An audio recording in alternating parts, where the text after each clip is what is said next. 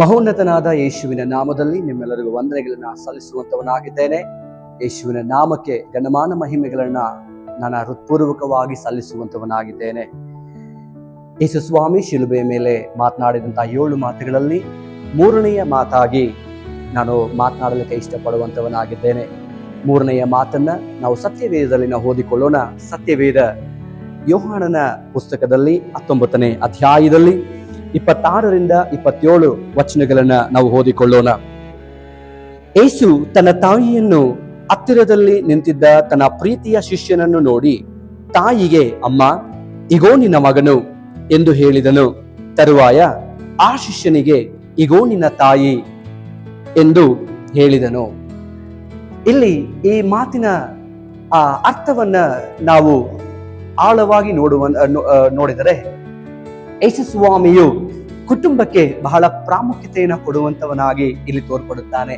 ಯೇಸು ಸ್ವಾಮಿಯು ತಂದೆ ತಾಯಿಗೆ ಗರ್ವವನ್ನ ಸಲ್ಲಿಸುವಂತವನಾಗಿ ನಾವು ತೋರ್ಪಡುತ್ತಾನೆ.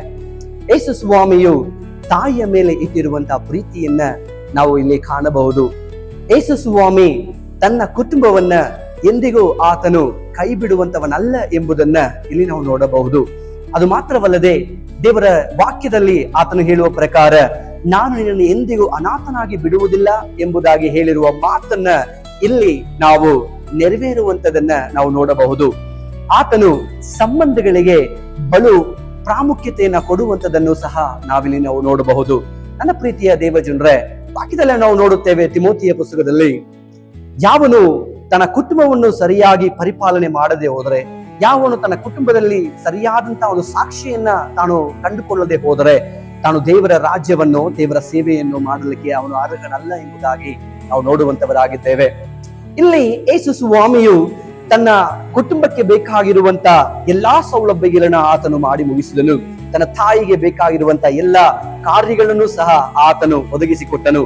ನೋಡಿ, ಕಡೇ ಸಮಯದಲ್ಲಿಯೂ ಶಿಲುಬೆಯ ಮೇಲೆ ಅಷ್ಟು ಹೋರಾಟಗಳನ್ನ ಹೊಂದುತ್ತಾ, ಅಷ್ಟು ಏಟುಗಳನ್ನ ತಿಂದುಕೊಂಡು, ರಕ್ತವೆಲ್ಲಾ ದೇಹದಿಂದ ಸುರಿದು ಚೆಲ್ಲಿ ಹೋದರೂ, ಶಿಲುಬೆಯ ಮೇಲೆ ಆತನು ಪಟ್ಟಂತ ಪಾಡುಗಳ ಮಧ್ಯದಲ್ಲಿಯೂ ತನ್ನ ತಾಯಿಗೆ ಒಂದು ಸ್ಥಾನವನ್ನ ಕೊಡಬೇಕೆಂಬುದಾಗಿ ಆತನು ನೋಡುವಂತವನಾಗಿದ್ದಾನೆ. ಶಿಲುಬೆಯ ಮೇಲೆ ತನ್ನ ತಾಯಿಯ ಮೇಲೆ ಇಟ್ಟಿರುವಂತ ಪ್ರೀತಿ, ತನ್ನ ಜನರ ಮೇಲೆ ಇಟ್ಟಿರುವಂತ ಪ್ರೀತಿ, ತನ್ನ ಭಕ್ತರ ಮೇಲೆ ಇಟ್ಟಿರುವಂತ ಪ್ರೀತಿಯನ್ನ ಆತನು ತೋರಿಸುವಂತವನಾಗಿದ್ದಾನೆ. ಆತನೆಂದಿಗೂ ತನ್ನ ಜನರನ್ನ ಅನಾಥರಾಗಿ ಬಿಡುವಂತವನಲ್ಲ. ಆತನು ಕುಟುಂಬಗಳನ್ನ ಪ್ರೀತಿಸುವಂತ ದೇವರು, ತಂದೆ ತಾಯಿಯರನ್ನ ಗೌರವಿಸುವಂತಹ ದೇವರು, ಮತ್ತು ಆತನು ಎಂದೆಂದಿಗೂ ನಿನ್ನ ಸಂಗಡ ಇದ್ದು ಆತನೆಂದಿಗೂ ನಮ್ಮನ್ನ ಅನಾಥರಂತೆ, ಒಬ್ಬಂಟಿಗರಂತೆ ಬಿಟ್ಟು ಹೋಗುವಂತಹ ದೇವರಲ್ಲ. ನಮ್ಮ ಕೂಗುಗಳನ್ನ ಕೇಳುವಂತಹ ದೇವರಾಗಿದ್ದಾನೆ. ನಮಗೊಂದು ಕಷ್ಟ ಅಂತ ಹೇಳೋದಾದ್ರೆ, ನಮ್ಮ ಕಷ್ಟದ ಮಧ್ಯದಲ್ಲಿ ಆತನು ಬಂದು ನಿಲ್ಲುವಂತವನಾಗಿದ್ದಾನೆ. ಅದೇ ರೀತಿಯಾಗಿ ಇಲ್ಲಿ ತನ್ನ ತಾಯಿ ಅಳುತ್ತಾ ಗೋಳಾಡುತ್ತಾ ಇರುವ ವೇಳೆಯಲ್ಲಿ, ಅಮ್ಮ, ನೀನ್ ಅಳಬೇಡ, ನನ್ನ ಬದಲಾಗಿ ನನ್ನ ಶಿಷ್ಯನ ನಿನಗೆ ಮಗನಾಗಿ ಕೊಡುತ್ತೇನೆ ಎಂಬುದಾಗಿ ತಾನು ಮಾಡಬೇಕಾಗಿರುವಂತಹ ಎಲ್ಲ ಕಾರ್ಯಗಳನ್ನ ತಾನು ಬಿಟ್ಟು ಹೋದ ಮೇಲೂ ಕೂಡ ತನ್ನ ತಾಯಿಗೆ ಎಲ್ಲ ಬರಬೇಕೆಂಬುದಾಗಿ ಆತನ ಶಿಷ್ಯನ ಮುಖಾಂತರವಾಗಿ ಅದನ್ನು ಮಾಡಿ ಮುಗಿಸುವಂತದನ್ನ ನಾವು ನೋಡುವಂತವರಾಗಿದ್ದೇವೆ. ನನ್ನ ಪ್ರೀತಿಯ ದೇವಜನರೇ, ಯೇಸು ಸ್ವಾಮಿ ಆತನ ಎಂದಿಗೂ ನಮ್ಮನ್ನ ಕೈ ಬಿಟ್ಟು ಹೋಗುವಂತ ದೇವನಲ್ಲ. ಯೇಸು ಸ್ವಾಮಿ ನಮ್ಮನ್ನ ಹಗಲಿ ಹೋಗುವಂತವನಲ್ಲ. ಯೇಸು ಸ್ವಾಮಿ ನಮ್ಮನ್ನ ಅತಿಯಾಗಿ ಪ್ರೀತಿ ಮಾಡುವುದರಿಂದ ಆತನ ಎಂದಿಗೂ ನಮ್ಮೊಟ್ಟಿಗೆ ಜೀವಿಸುವಂತವನಾಗಿದ್ದಾನೆ. ಇದೇ ನಿಮಿತ್ತವಾಗಿ ತನ್ನ ತಾಯಿಗೆ ತನ್ನ ಶಿಷ್ಯನನ್ನ ಕೊಟ್ಟ ಹಾಗೆ ನಮ್ಮೆಲ್ಲರಿಗೂ ಆತನ ಪರಿಶುದ್ಧಾತ್ಮವನ್ನ, ಒಬ್ಬ ಸಹಾಯಕನನ್ನ ನಮ್ಮ ಸಂಗಡ ಬಿಟ್ಟು ಹೋಗಿದ್ದಾನೆ. ಪ್ರಿಯರೇ, ಹಾಲೆಲೂಯಾ. ನಮ್ಮ ಎಲ್ಲ ಕಷ್ಟಗಳನ್ನು ಸಹ ಆತನೊಟ್ಟಿಗೆ ನಾವು ಹೇಳಿಕೊಳ್ಳಬಹುದು, ನಮ್ಮ ದುಃಖಗಳನ್ನ ಹೇಳಿಕೊಳ್ಳಬಹುದು, ನಮ್ಮ ಬೇನೆಗಳನ್ನ ಆತನಿಗೆ ತೋರ್ಪಡಿಸಬಹುದು. ಆತನ ಮಧ್ಯದಲ್ಲಿ ನಮ್ಮನ್ನ ಸಂಪೂರ್ಣವಾಗಿ ಒಪ್ಪಿಸಿಕೊಡುವಾಗ ಆತನು ನಮ್ಮನ್ನ ಕೈ ಹಿಡಿದು ನಡೆಸುವಂತವನಾಗಿದ್ದಾನೆ. ಹಾಲೆಲೂಯಾ.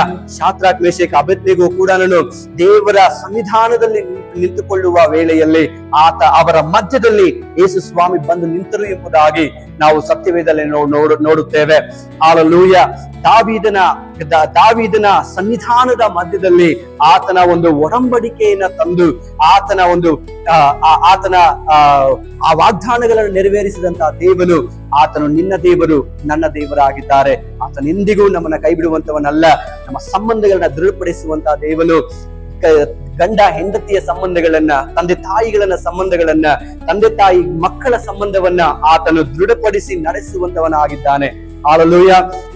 ಈ ಒಂದು ವಾಕ್ಯವು ಆತನೆಂದಿಗೂ ನಮ್ಮ ಸಂಗಡಲೇ ಇದ್ದು, ನಮ್ಮ ಜೊತೆಯಲ್ಲೇ ಇದ್ದು ನಡೆಸುವಂತಹ ವಾಕ್ಯವು, ನಮ್ಮನ್ನ ಬಲಪಡಿಸುವಂತಹ ವಾಕ್ಯವು, ನಮ್ಮನ್ನ ಕೈ ಹಿಡಿದು ನಡೆಸುವಂತಹ ವಾಕ್ಯವು, ಆತನ ಶಿಲುಬೆಯ ಮೇಲೆ ಕೂಡ ನಿಮ್ಮನ್ನು ನೆನಪು ಮಾಡಿಕೊಂಡಂತ ವಾಕ್ಯವಾಗಿದೆ. ನನ್ನ ಪ್ರೀತಿಯ ದೇವ ಜನರೇ, ಆತನು ನಿಮ್ಮನ್ನ ಅನಾಥನಾಗಿ ಬಿಡುವುದಿಲ್ಲ. ಈ ವಾಕ್ಯದ ಮೇರೆಗೆ ನಾನು ನಿಮ್ಮನ್ನ ಆಶೀರ್ವದಿಸ್ತೇನೆ. ಆತನೆಂದಿಗೂ ನಿಮ್ಮನ್ನ ಕೈ ಬಿಟ್ಟು ದೂರ ಹೋಗುವಂತವನಲ್ಲ. ಯೋಹಾನನ ಪುಸ್ತಕದಲ್ಲಿ 14ನೇ ಅಧ್ಯಾಯದಲ್ಲಿ 2ನೇ ವಾಕ್ಯದಲ್ಲಿ ಸಹ, 1-2 ವಾಕ್ಯದಲ್ಲಿ ಸಹ ನಾವು ನೋಡುತ್ತೇವೆ, ನಿನ್ನ ಹೃದಯವು ಕಳವಳಗೊಳ್ಳದಿರಲಿ ಎಂಬುದಾಗಿ ದೇವರು ತಾನೇ ಹೇಳುತ್ತಿದ್ದಾನೆ. ನಿನ್ನ ಹೃದಯವು ಎಂದಿಗೂ ಕಳವಳಗೊಳ್ಳದಿರಲಿ. ಆತನು ನನ್ನನ್ನ ಬಿಟ್ಟು ಹೋಗಿದ್ದಾನೆ, ನನ್ನ ದೇವರನ್ನ ಶಬ್ದವನ್ನ ಕೇಳುತ್ತಿಲ್ಲ, ನನ್ನ ಕಣ್ಣೀರನ್ನ ನೋಡ್ತಾ ಇಲ್ಲ, ನನ್ನ ದುಃಖವನ್ನ ಕಾಣುತ್ತಾ ಇಲ್ಲ, ಅಯ್ಯೋ ನನಗೆ ಈ ತರ ಬಾಧೆ ಇದೆ, ಆ ತರ ಕಷ್ಟ ಇದೆ ಎಂಬುದಾಗಿ ನೀನು ಮನ ಕುಂದಿ ಹೋಗದ ಹಾಗೆ ದೇವರ ಮೇಲೆ ನಂಬಿಕೆ ಇಡು, ಯೇಸು ಕ್ರಿಸ್ತುವಿನ ಮೇಲೆ ನಂಬಿಕೆ ಇಡು. ಆತನೇ ನಿನಗೆ ಗಂಡನಾಗಿಯೂ, ಆತನೇ ನಿನಗೆ ಪತಿಯಾಗಿ, ಆತನೇ ನಿನಗೆ ಮಕ್ಕಳಾಗಿ, ಹೆಂಡತಿಯಾಗಿ, ನಿನ್ನ ಕುಟುಂಬದಲ್ಲಿ ಒಬ್ಬ ಸದಸ್ಯನಾಗಿ ನಿನ್ನ ಸಂಗಡ ಇದ್ದು ನಿನ್ನ ನಡೆಸುವಂತವನಾಗಿದ್ದಾನೆ. ಭಯಪಡದೆ ಆತನ ಮೇಲೆ ನಂಬಿಕೆ ವಿಶ್ವಾಸದಿಂದ ನಿಮ್ಮ ಜೀವನಗಳನ್ನ ಸಾಗಿಸಿರಿ. ದೇವರು ತಾನೇ ನಿಮ್ಮ ಕುಟುಂಬಗಳನ್ನ, ನಿಮ್ಮ ಮಕ್ಕಳನ್ನ, ನಿಮ್ಮ ವ್ಯವಹಾರಗಳನ್ನ ಆತನು ಆಶೀರ್ವದಿಸುವಂತವನಾಗಿದ್ದಾನೆ. God bless you. ದೇವರು ನಿಮ್ಮನ್ನ ಆಶೀರ್ವದಿಸಲಿ. ಆಮೆನ್.